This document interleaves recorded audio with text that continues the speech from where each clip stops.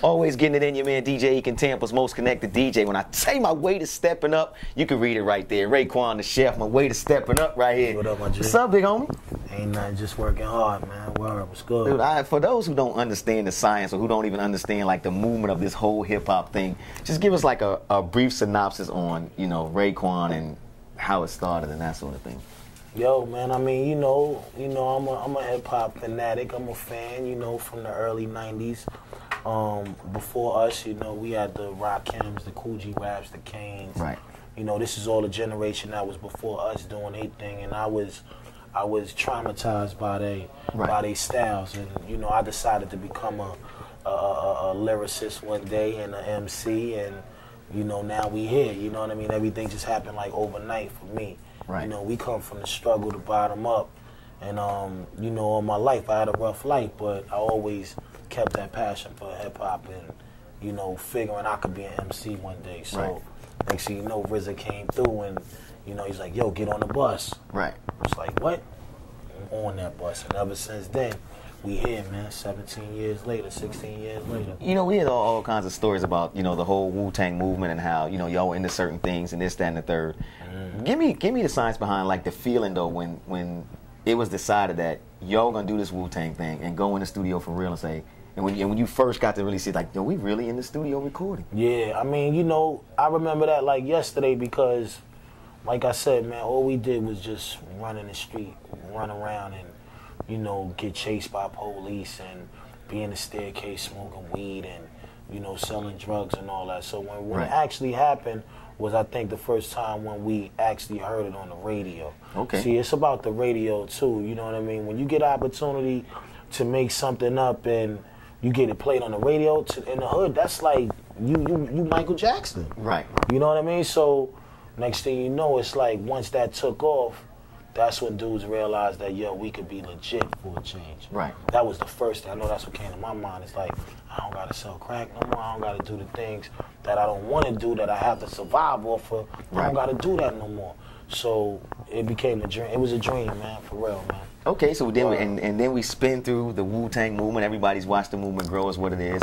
And now we spin ourselves up to Only Built for Cuban Links Part 2. And yeah, how did we get here? I mean, you know, just me basically just staying relevant and being a person that people want to see, which is a real person, a real Ray. You know, I consider myself super grounded. I consider myself still passionate about this music, and you know, I have good friends that really say, yo, we can't forget this dude, or you know, I'm not gonna let nobody forget me as a person, but just in general, a lot of people respect what we've done through the years as the clan, as whatever I did. You know, the first album, Only Built for Cuban Links, the first one. Right. You That's know, a certified classic right there. That opened up the door for so many rap cats to really want to, you know, say, yo, I want to rock with Ray, you know what I mean? Right. So Ray just a real person, B. That's so I just keep it 100 and I take this rap thing serious. It's like when I get on the mic, I'm not going to give you nothing that's not Ray. Like lyrically, I never worry about when I hear a Raekwon album. I just don't. I just know I'm gonna get something. I'm gonna have to think about it later. But I'm gonna have to rewind and be like, I couldn't have got. He might have meant something else. Let me listen to that back. Yeah, but when you got a classic like Only Built for Cuban Links, and you go back in and you say you bring back the title, you bring back Ghostface along with you. Do you worry about matching up to that first effort?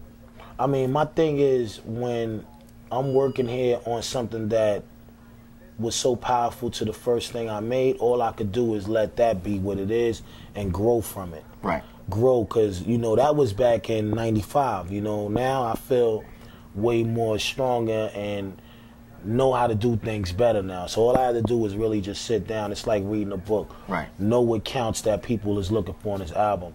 What made Cuban Links, the first one, was so successful was not only I had my brother up there, but I had that Wu-Tang sound, which is so important because we always came with a different sound. Right. People, when they think of Wu, they think of these wild Wu-Tang beats, karate beats, skits, you know, certain colorful things that, you know, only Wu could do. Right. You know what I mean? So I just ran in there with that frame of mind. And like I said, that was a street album. That was something that I lived half my life, so I will never forget these times. You know what I mean? I can't forget these times of me being amongst all this, You know what I mean? All these dramatic moments that make me rhyme and talk about the things I talk about. Right. So it was easy for me to walk down memory lane and think like that, but it was still hard to be able to assemble it because everybody is so spread it out right now doing their own thing. Right. So it took a little bit of time, but everything, when it's time to make a masterpiece, it presents itself when it's ready, not when I may assume it's ready. Okay, so speaking of everybody being spread out and stuff like that, did you work with, outside of Ghostface, did you bring back a lot of the initial elements that were on that first album? Absolutely, the best way I could, you know. I mean, when I think of the first album, I look at everybody in the clan was there, you know what I mean? So I felt like that was needed again, you know, for everybody to come back and be a part of this, because I wouldn't feel right not having the family there, making it two again, because that was our mind frame. We all believed in it then, and we all believe in it the same way now, when everybody just came and represented and gave they full-fledged, honest opinions. They came in, they was critical, they came in knowing that certain things that I needed to touch that don't forget. It's like sending your brother out there to go out there to a city he never been in, and everybody in the house prepping them up like, yo, step your game up, you know what I mean? Be careful, watch the strangers, don't feed the animals, you know what I mean?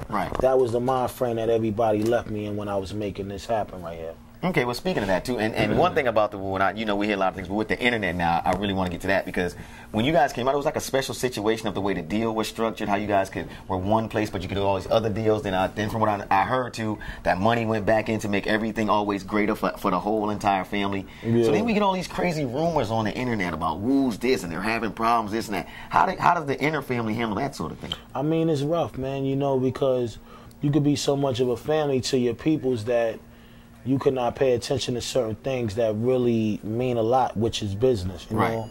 Business is totally different from family and, you know, all the things that come with it, but we have been through our turmoil, you know what I mean, where, you know, because you got to look at it like this. When you're dealing with one project and you have to pay 8 dudes on a project, it's not maybe the most exciting money that you may be looking forward to getting, but you do it because you love the fans, you love your dudes, you know what I mean, and you repping your people, of course. You know what I mean? But at the same time, deals have to be dealt with like how we do contracts, like how athletes get their situation. You're going to have some men that's stronger in certain departments than others. And dudes got to be able to know that, instead of it being so much where it's like, we know it, but we're not respecting each man's value. You know what I mean? So now when it's time to do a deal, you can't say that this is worth this when it's really not, you know what I mean? So it has to be done in a way where everybody could be comfortable. And see, through the past, we have had situations where, you know, like I said, it's so much money being made that it's not being structured correctly.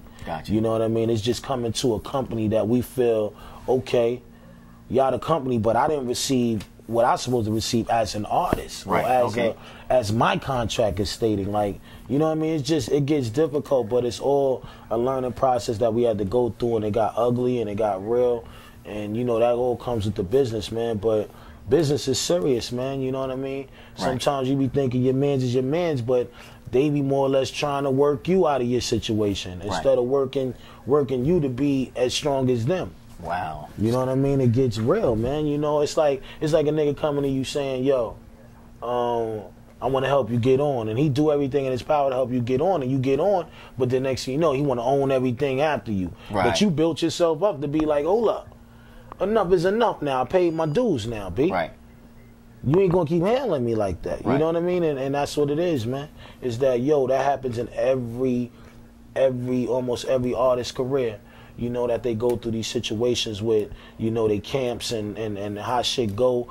You know, you may think it's all real, because I know when I came into business, I was dumbfounded to where everything is, the mechanicals and publishings and the love of the music. You know what I mean? Just the love of the music. Just, you know what I mean? A star was born that way. It wasn't born the other way, where, you know what I mean? It was our heart in it. You know what I mean? So when we ever had a issue with RZA, it was like, this is serious, man. You gotta come and talk to me now, because we made millions together.